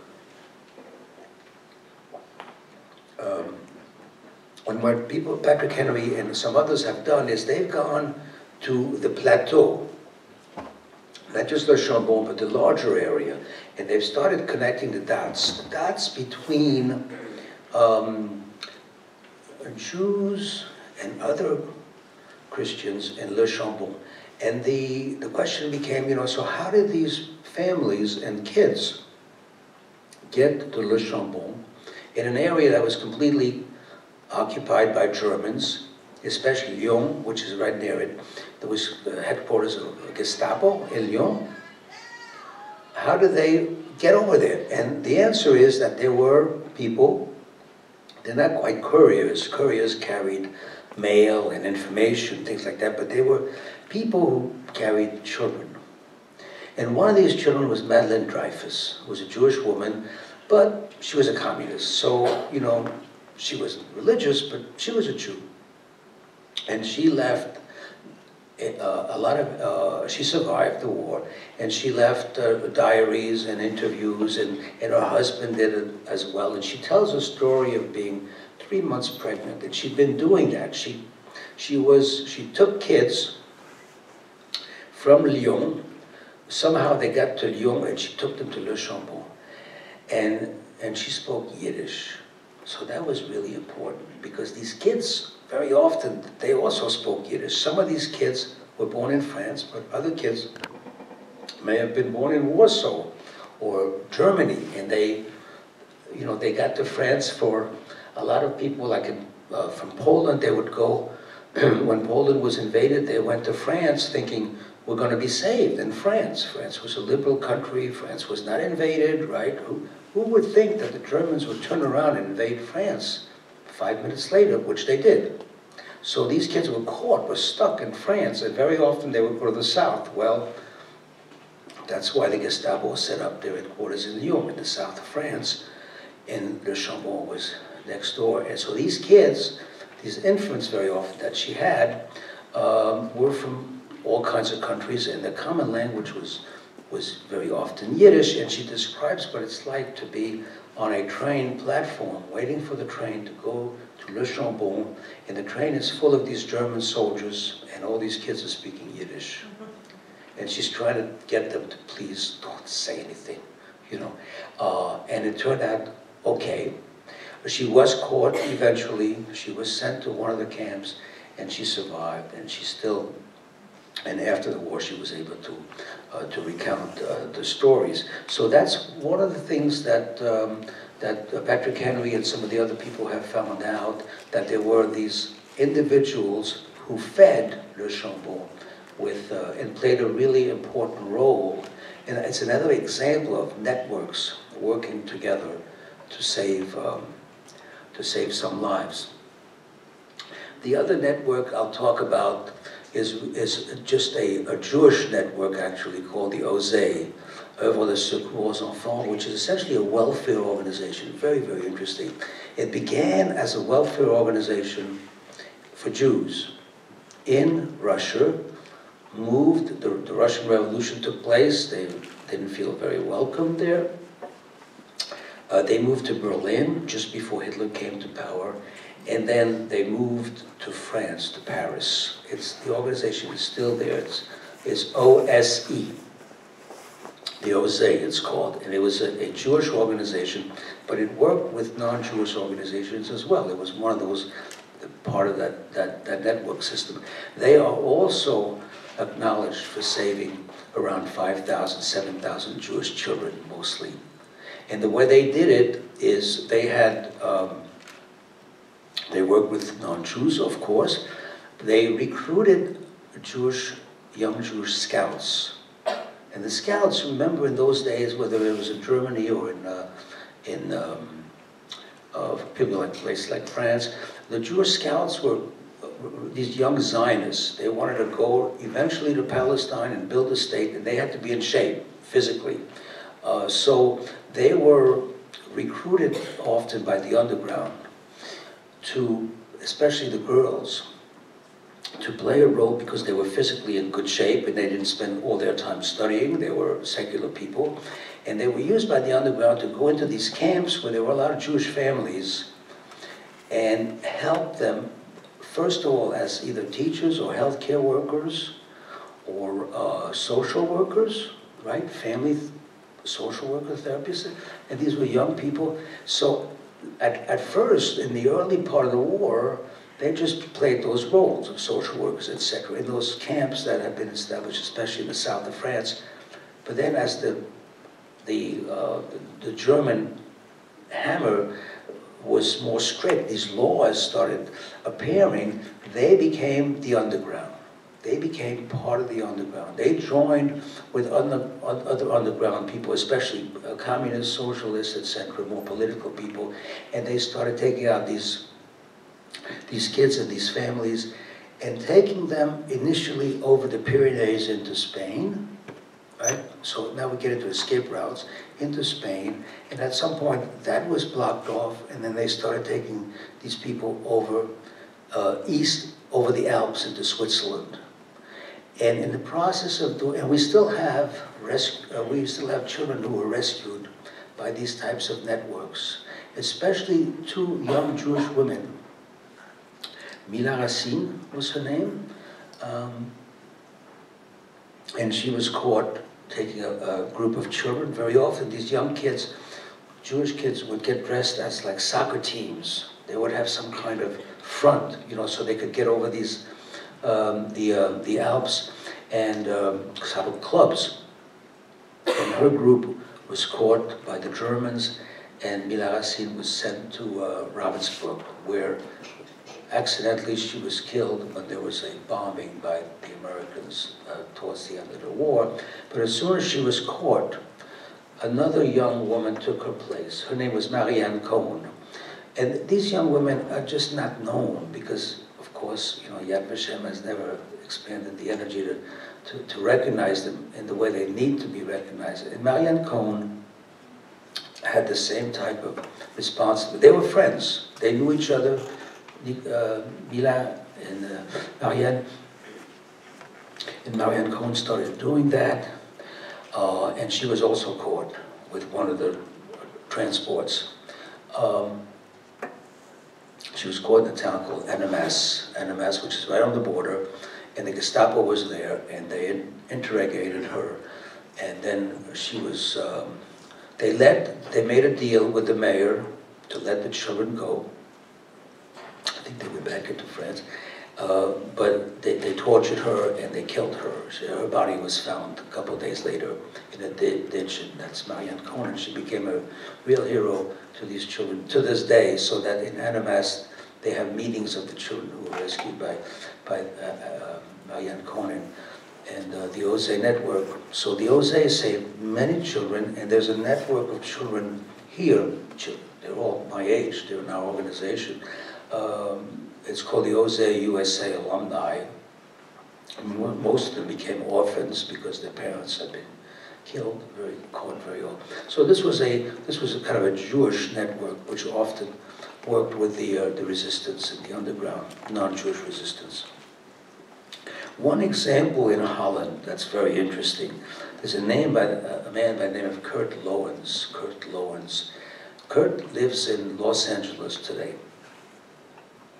And Kurt was born in Germany, and he goes for safety to Holland. And of course, the Germans move into Holland. So here he is, this young man, and somehow he gets caught up in the resistance in the underground in Holland. And you know, what they do is not so, in those days, the transportation was bicycles. They had to go out to the countryside, to farms. His job was to find Christian families who would take in Jewish families, Jewish adults, Jewish children. That was his job. And he worked with a network, Nico and Anna. And you know, he was good friends with them. He was like the younger kid. They were in their 20s, and he's like 16, 17 years old. And he continues that work. And he had other types of jobs where he manufactured fake papers. Well, of course, if you were caught with making fake papers, you would be taken off to the camps, because that was life and death to people. So if you were the printer or anybody doing those types of that detail work, it was extremely dangerous. So he did that type of detail, and he continued to do that with this network. Now, interestingly enough, the network is known and recognized by Yad Vashem. Eva Fogelman wrote about the network, except for Kurt Loewens' name, because he was Jewish. And so he's been for a long time trying to say, hello, you know, I was there, just read those down, you know, and this was my name when we were in that system, because he didn't use his real name. When the Allies came through and they found him and they found out that he spoke fluent German, they took him with them to Germany, and he became one of the interrogators when these high-ranking Nazis were caught. And he talks about in his book, because he wrote his memoir, what it was like to interrogate those high-ranking Nazis who he knew had killed many, many Jews, including his own family members. Kurt Loewens is now in Los Angeles, and he's an actor, and he plays very often Nazi officials in these films, which is ironic because he has this, you know, this accent of his. So that was, that's Kurt. There are, in terms of the Jewish Rescue Jews Project, there's a number of us now. The museum in Detroit has made a decision that they're going to put on the first exhibit on the subject with documentation that's being compiled from all kinds of different sources, and to really put the spotlight on the fact that Jews did not go passively to their death. And that's really a disturbing image, people like me especially, which is, you know, we went to the slaughter like sheep. So a long time ago, before we knew very much, you remember the image that I had of the platform with all these Jews standing on the platform at Auschwitz, and maybe 2 or 3 Germans standing around. So that's a difficult image to look at and say, why didn't they do something?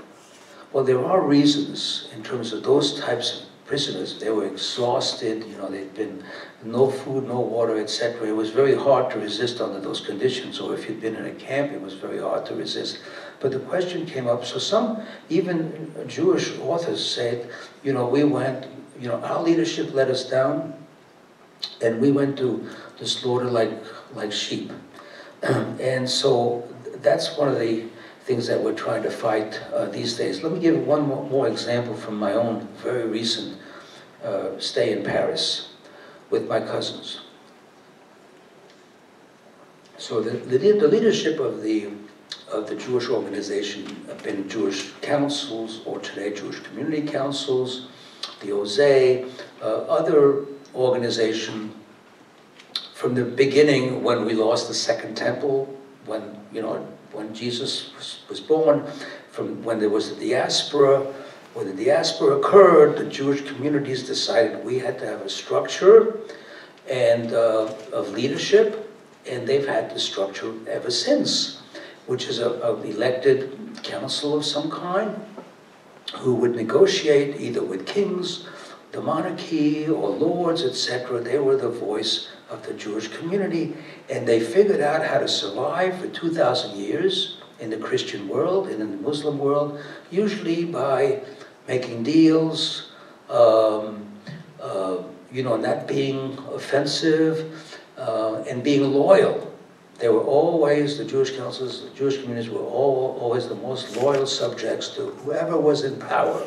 They were right below them. They were, unfortunately, they were the tax collectors because that's all that they were allowed to do. They became bankers, etc. The peasants didn't like that at all, so they were an easy victim. But you could see how that structure worked for 2,000 years until Hitler came along. And then the leadership of the Jewish community said, let's wait. Maybe this will pass. The guy's crazy. Nobody's going to really believe him. It'll pass. Let's pacify him. He could not be pacified. So the leadership of the Jewish community has often been blamed in these different countries for helping Hitler. It's not quite that simple. So for example, the leadership in France was called the UGIF, Union Générale Israélien Français, General Union of Israeli French. The name for Jews was Israélien in those days. And they were considered to be somewhat collaborators, right? Because the Germans went to them. See, that's how the Germans sucked in the local people into their evil deeds. They went to them and say, look, you guys have autonomy. You can do this, you can do that, etc., etc. But when we give you a list of, when we give you a number that we need for those trains to go to, they didn't say it that way, to go to Auschwitz, right? When we give you a list that we need for labor in the East, that was the euphemism, labor in the East. We want you to round them up for us. And at first it was able-bodied men, and then there was nobody left after a while, and then they had to choose the children to send on those trains. And the Judenrat, or the councils, had to make those terrible decisions. Sophie's Choice, I think, is one example where, which is worse, the two. Anyway, it's horrible. It would drive you crazy, suicide or whatever. But then I find out that the UGIF, it wasn't that so simple, because my cousins, I had 4 cousins in Paris, and I just interviewed one of them. And I said to them, so how were you saved? The oldest one, who was a few years older than me, who remembers more. The others don't remember. So I got my little video camera. This is a few months ago, and I'm interviewing Madeleine. And she said, well, of course, the husband was taken right away. His name is up on that list.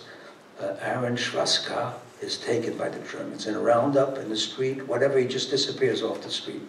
It left my aunt, Charlotte, who spoke Yiddish. She could not pass, even with fake papers, and her 4 daughters, And so for a while, they were put into this kind of orphanage in Paris, and I've got the papers, I've got the documents. The French were very careful, and my mother even went to visit them, those girls in that orphanage. She has a document that says she went there. And so for the first 6 months of the invasion, they stayed there. And then the French authorities realized what was going on, and they decided that they had to ship these kids out in the countryside. Again, that same model that I've talked about. And they found a family who was willing to take 4 girls, a Christian family, farmers, in a town called Kudrosiye, way out there. And they took those 4 girls and they took them out to the countryside. And I said, wait a minute, who did that? Who paid for that? Because you're feeding 4 mouths. Somebody's got to pay for the food or whatever. She said, UJIF, of course. UJIF is the Jewish Council. So they worked, these organizations worked on 2 levels. On one legal, quote-unquote, German, they obeyed the German laws, and then another level, underground level, they forged paper, they tried to get families to safety, etc. And for about 2 years, they paid for my 4 cousins to stay hidden in that town, which was very safe. There were no, stool pigeons or collaborators, and the police were not interested. There weren't any Germans there, etc. It was very safe, and they survived. And meanwhile, my aunt also survived in hiding, also with the help of the UJIF. So, to me, that was really an interesting example of that things are just a little more complicated than what we think they are. I think maybe I'll leave it at that for now, and take some questions if there are any. Thank you for your time and your patience.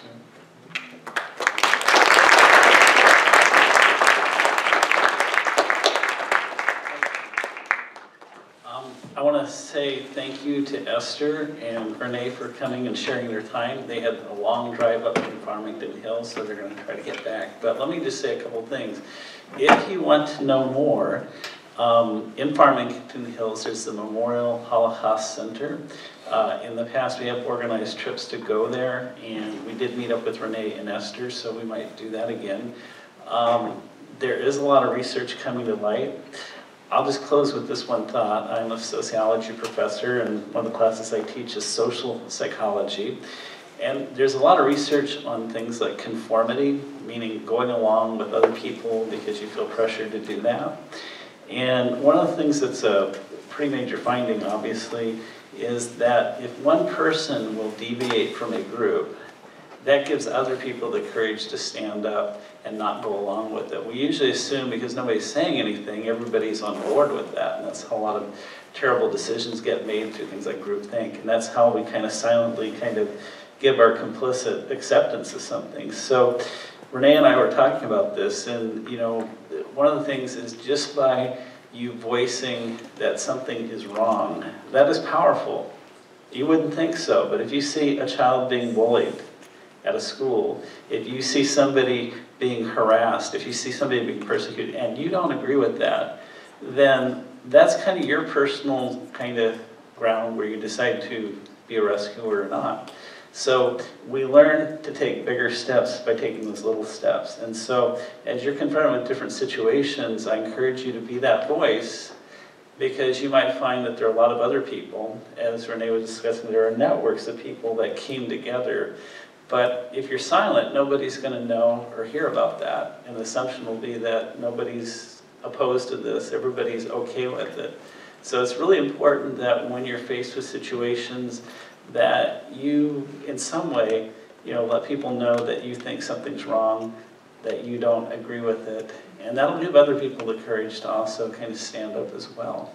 So I thank you for your patience. I think we've had some wonderful sessions so far. Let me just say, at 4 o'clock, Dr. Basim Goriel is going to talk about what's happening in Syria and Iraq with ISIS.